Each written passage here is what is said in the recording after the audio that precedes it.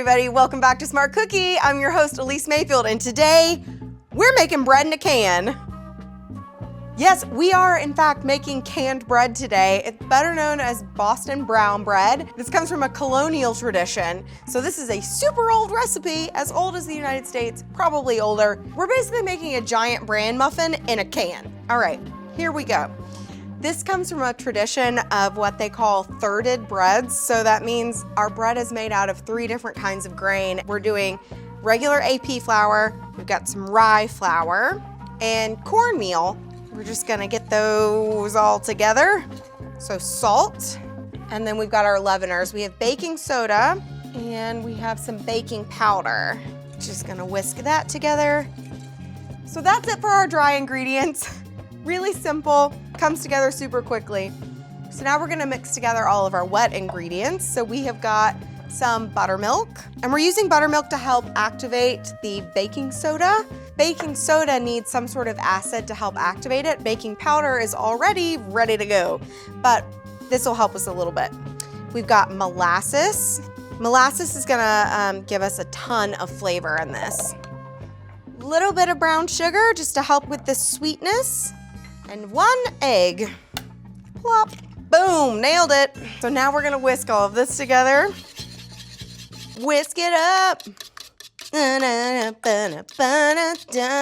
Whisk it up. Making a mess as per usual.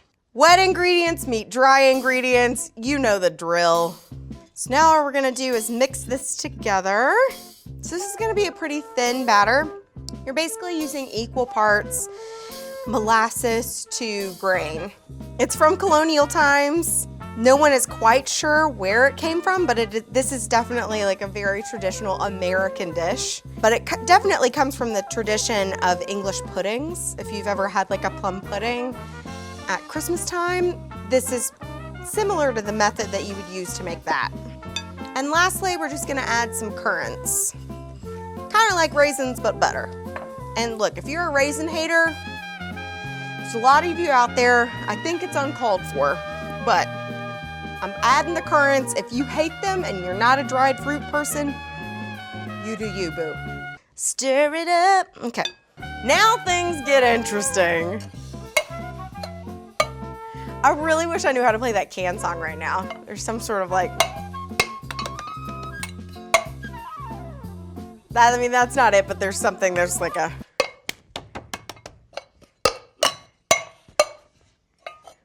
nailed it. All right, so we are gonna spray the inside of 2 15-ounce cans with some baking spray. Hey, what's up, my friend Pam? Aunt Pamela to the rescue, as per usual. And now all we're gonna do is divide the batter equally between these 2 cans. Okay, so now that we have poured our batter into these cans, now comes the interesting part. So first of all, I'm gonna put this electric kettle on to boil. We need some boiling water because these are not going in the oven. We are going to boil the cans in water, and that's how this is gonna bake. That sounds so scary. The first thing we're gonna do is cover the tops of these with some lightly sprayed aluminum foil, and then we're just gonna tie them down with some twine.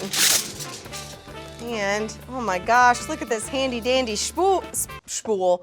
All right, so we're just gonna tie these so that the foil doesn't float off. Most people in colonial times, when they first moved here, they didn't have access to ovens, but they could build an open fire and they could absolutely boil water.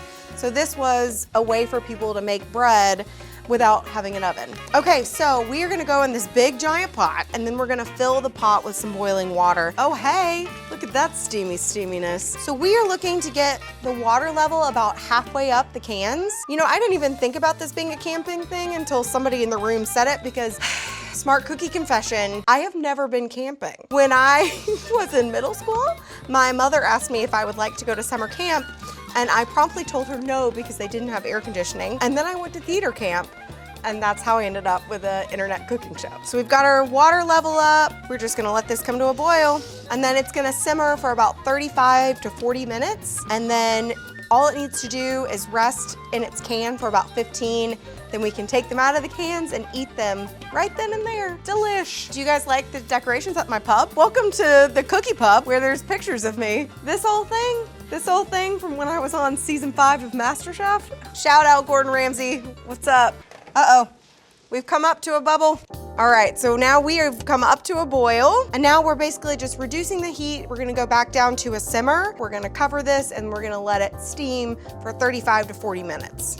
All right, ready for a steam show? Nice. Now we're just gonna take these bad boys out. We're just gonna take them from one wire rack to another one. And these just need to like keep it cool in their cans for about 15 minutes, but we're gonna go ahead and take off the foil top. Careful, don't burn yourself. Oh yeah, look at that little guy. He looks funny, don't worry. Not the most appetizing, it's fine. So we have let these rest for about 15 minutes, and now we are going to try to turn these out of the cans. Please, oh please, let these come out of the cans. Oh yeah. Nice, that's a win right there. Look at that little cutie. Yes, we have success. We did it. I think it's time for the true test, taste test. The coolest thing about these is you can still see the ring delineation from the can, and I love the little dome top, it's so cute. Let's cut into this guy. So these are supposed to be really like dense and moist, kind of like a quick bread, like a banana bread or a zucchini bread, something like that. I think this would be really tasty for breakfast. Let's try it on with a little cream cheese, huh? Oh yeah. Canned bread that I steamed in a pot. That is very tasty. It's not super sweet, but you get a little hint from all of those currants in there. The cornmeal is really nice because it gives it this really incredible texture. And because we steamed it, it's really dense and moist, and truly I would eat this at breakfast.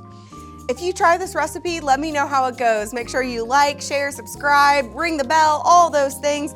And if you have any family recipes that you'd love to share with me, I would love to hear them. All right.